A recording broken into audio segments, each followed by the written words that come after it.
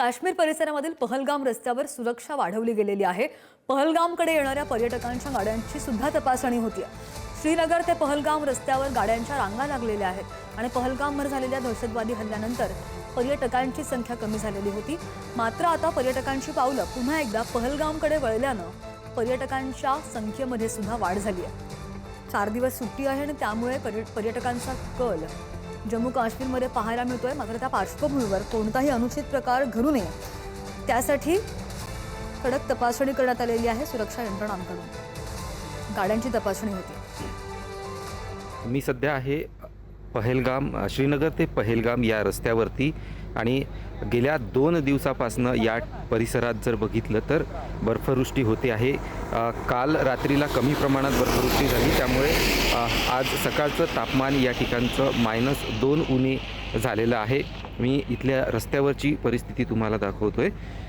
हा श्रीनगरकडून जाणारा हा पहलगाम रस्ता आहे आणि काल रात्रीला या संपूर्ण परिसरात गाड्यांना तिथे थांबवण्यात आलेलं होतं, कारण रस्त्यावरती मोठ्या प्रमाणात बर्फ साचलेला होता आणि त्यामुळे समोर वाहनांची वाहतूक होऊ शकत नव्हती आणि त्याचमुळे या ठिकाणी जर बघितलं तर अशा पद्धतीने गाड्या या पहलगामच्या 8 किलोमीटर आधीच्या परिसरामध्ये थांबवण्यात आलेल्या आहेत। आता थोड्या वेळात पोलीस जे आहेत ते रस्त्यावरचा काही बर्फ असेल, स्थानिक प्रशासनाच्या मदतीनेच्या होईना बर्फ काढण्याचं काम करेल आणि त्यानंतर या मार्गावरची वाहतूक सुरळीत करण्याचा त्यांचा प्रयत्न आहे।